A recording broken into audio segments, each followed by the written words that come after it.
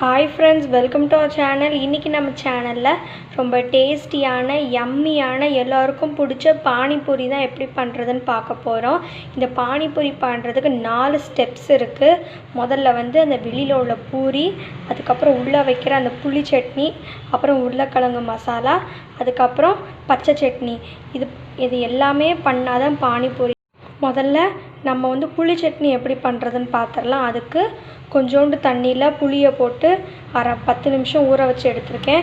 அப்புறம் கொஞ்சோண்டு வெல்லத்தை இந்த மாதிரி பொடி பொடியாக வெட்டி வச்சுருக்கேன். அப்புறம் கொஞ்சோண்டு டேட்ஸ். இந்த 3 பொருளை வச்சு புளி சட்னி எப்படி பண்ணுறதுன்னு பார்க்கலாம். புளி சட்னி பண்ணுறதுக்கு நான் அடுப்பில் வந்து ஒரு பாத்திரம் வச்சுருக்கேன். இந்த பாத்திரத்தில் நம்ம கரைச்சி வச்சுருந்த புளி தண்ணியை வந்து இதில் வச்சுருக்கேன். புளி தண்ணி வந்து முதல்ல நல்லா கொதி வரட்டும். இப்போ நம்ம புளி தண்ணி வந்து நல்லா கொதி வந்துருச்சு. இப்போ வந்து நம்ம எடுத்து வச்சுருக்கிற டேட்ஸ் ஆட் பண்ணிக்கலாம். இப்போ நம்ம டேட்ஸ் ஆட் பண்ணிட்டோம். டேட்ஸு வந்து ரொம்ப மசிஞ்சு சாஃப்டாக ஆகணும். அது மட்டும் இல்லாமல் இந்த புளி தண்ணி கூட நல்லா கோட் ஆகணும். இதை வந்து ஒரு 10 நிமிஷம் நல்லா வேக வச்சு எடுத்துக்கலாம், டேட்ஸை புளி தண்ணி கூட. இப்போ நம்மளுடைய புளி தண்ணியோட அந்த டேட்ஸ் வந்து நல்லா வெந்துருச்சு. இப்போ இதில் வந்து நம்ம எடுத்து வச்சுருக்கிற வெல்லத்தை ஆட் பண்ணிடலாம். வெல்லத்தை போட்டு நல்லா மிக்ஸ் பண்ணி எடுத்துக்கலாம். அந்த வெல்லம் அந்த புளி தண்ணியோட டேட்ஸோடு நல்லா கரையணும். கெட்டியாக சூப்பராக இருக்குன்னு பாருங்கள். இப்போ வந்து நம்ம ஸ்டவ்வை ஆஃப் பண்ணிவிட்டு இதை வந்து ஒரு 10 நிமிஷம் ஆற வச்சிடலாம். இப்போது 10 நிமிஷம் ஆயிடுச்சு. இந்த புளி பேஸ்ட் வந்து நல்லா ஆறி எப்படி சுண்டை வந்திருக்குன்னு பாருங்கள். இப்போ இதை வந்து நம்ம மிக்சர் ஜாரில் மாற்றி அரைச்சி எடுத்துக்கலாம்.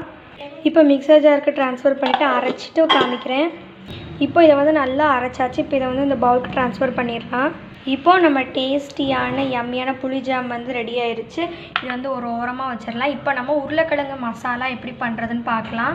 இப்போ நம்ம உருளைக்கிழங்கு மசாலா பண்ணுறதுக்கு chaat masala, chilli powder, salt, அப்புறம் பாயில் பண்ணி மேஷ் பண்ணி வச்ச பொட்டேட்டோ, அப்புறம் சாப்டு ஆனியன், இந்த 5 பொருள் தான் தேவை. இப்போது மசாலா எப்படி பண்ணுறதுன்னு பார்க்கலாம். இப்போ இந்த மசாலா பண்ணுறதுக்கு நம்ம வேக வச்சு வச்சுருந்த உருளைக்கிழங்கு இதை போட்டுக்கலாம். அப்புறம் நம்ம சாப் பண்ணி வச்சுருந்த ஆனியன், அப்புறம் ஒரு tablespoon salt, 1 tablespoon chaat masala, 1 tablespoon chilli powder, இதெல்லாம் சேர்த்து இப்போ நல்லா மசிச்சு எடுத்துக்கலாம். இப்போ நம்ம உருளைக்கிழங்கு மசாலா ரெடி ஆயிடுச்சு. இதையும் ஒரு ஓரமாக வச்சிடலாம். இப்போ நம்ம பானிபூரிக்கு வந்து புளி சட்னியும் உருளைக்கிழங்கு மசாலாவும் பண்ணிட்டோம். இப்போ வந்து அந்த க்ரீன் பானி பண்ணலாம். அதுக்கு மல்லி இலையும் புதினா இலையும் இந்த மாதிரி ஊற்று வச்சுருக்கேன். அப்புறம் பச்சை மிளகாயை குட்டி குட்டியாக நறுக்கி வச்சுருக்கேன். அப்புறம் ஒரு துண்டு இஞ்சி, chilli powder, salt, chaat masala. இப்போ எப்படி பண்ணுறதுன்னு பார்க்கலாம். க்ரீன் பானி பண்ணுறதுக்கு மிக்சர் ஜாரில் நம்ம எடுத்து வச்சுருக்கிற மல்லி இலையும் புதினா இலையும் போட்டுட்டேன். அப்புறம் வெட்டி வச்சுருக்கிற சில்லி, அதுக்கப்புறம் இஞ்சியை வந்து பாதியாக நறுக்கி போட்டிருக்கேன். இப்போ இதெல்லாம் சேர்த்து நம்ம வந்து முதல்ல அரைச்சி எடுத்துக்கலாம். இப்போ நம்ம இந்த மாதிரி அரைச்சிருக்கோம். இப்போ இதில் வந்து கொஞ்சம் தண்ணி சேர்த்து அரைச்சிக்கலாம். கொஞ்சோண்டு தண்ணி போதும். தண்ணி சேர்த்து இப்போ அரைச்சி எடுத்துக்கலாம். இப்போ நம்ம க்ரீன் பானி வந்து ரெடி ஆகிடுச்சு. இப்போ இதை வந்து நம்ம ஒரு சல்லடையில் வடிகட்டி எடுத்துக்கலாம். இப்போ நம்ம இதை வந்து வடிகட்டி எடுத்துட்டோம். நம்ம வந்து இந்த பவுல் நிறச்சி தண்ணி ஊற்றி வச்சுக்கலாம். நான் வந்து ஜாரை கழுவி தண்ணி ஊற்றிடுறேன். நம்ம இதை தண்ணி ஊற்றி ரெடி பண்ணிட்டோம். இப்போ இதில் வந்து கொஞ்சோண்டு சில்லி பவுடர் ஆட் பண்ணிக்கலாம்.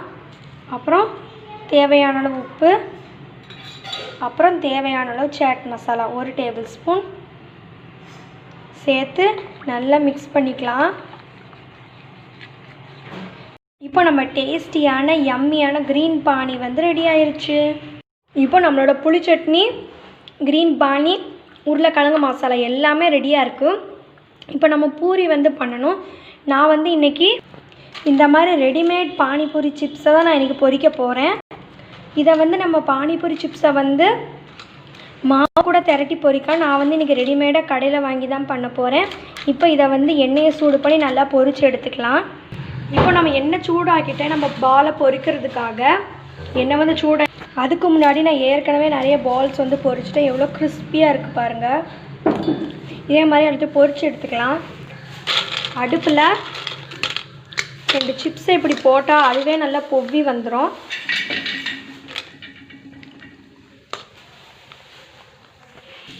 எப்படி பொவ்வி வருதுன்னு பாருங்கள். இப்போ நம்ம இதை வந்து திருப்பி போடணும்.